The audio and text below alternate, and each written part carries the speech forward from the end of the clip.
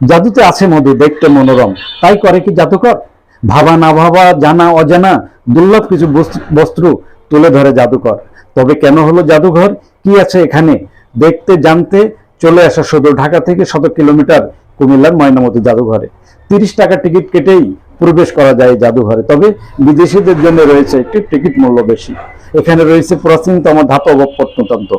দৃষ্টিনন্দন ও মনোরম পরিবেশে এসব মূল্যবান প্রত্নতন্ত্র নিদর্শন হিসেবে সংরক্ষণ করা হয়েছে এই জাদুঘরে। রয়েছে কতই না প্রাচীন তবে নানান কারুকার্য খচিত চিত্রকর্ম।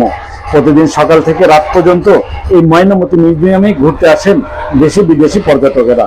মিউজিয়ামের সামনে রয়েছে বৃক্ষরাজিতে ঘেরা কোটবাড়ি শালবন। কোটবাড়ি শালবন দৃষ্টিকারে পথচারী সহ দর্শনার্থীদের।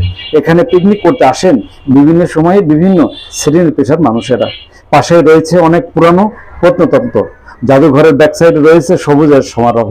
সবুজ বৃক্ষ দিয়ে লেখা বা গড়ে তোলা হয়েছে ময়নামতি জাদুঘরের আলপনা। দেখতে সুন্দর ও মনোরম এই আলপনাটি। জাদুঘর চত্বরটি সাজানো হয়েছে যেন ভিন্ন আদলে। ময়নামতি মিউজিয়ামে দেশি বিদেশি পর্যটকের কাছে টানছে প্রতিনিয়ত, বাড়ছে আকর্ষণ। প্রত্নতন্ত্র বিভাগের সার্বিক ব্যবস্থাপনায় জাদুঘরটি দর্শকপ্রিয় হয়ে উঠেছে দিন দিন। কোটবাড়ির ময়নামতি জাদুঘরের কাছেই শালবন বা বৌদ্ধবিহার রয়েছে। 8ম শতকে নির্মিত এই প্রত্নতন্ত্র সম্পদের অপরূপ সৌন্দর্য দেখতে শত শত পর্যটক আসছেন, প্রতিদিন ভিড় করছেন এখানে। শীতের মৌসুমে দর্শনার্থীর সমাগম বাড়ে বহুগুণ। শালবন বিহার ছাড়াও কোটবাড়ি ও এর আশেপাশে এলাকায় রয়েছে নানান প্রত্নতন্ত্র সম্পদ। এসবের মধ্যে রয়েছে রূপবান মোড়া, কোটালি মোড়া, ইটা খোলা মোড়া এবং আনন্দ বিহার ছাড়াও ভোজবিহার ও রানীর বাংলো রয়েছে এখানে।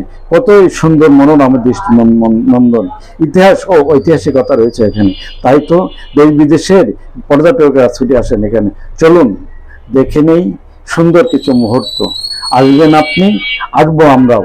ভালো থাকবেন, সুস্থ থাকবেন, মনকে রাঙাবেন ঘুরে ফিরে। এমনটাই পড়তাই আমাদেরও।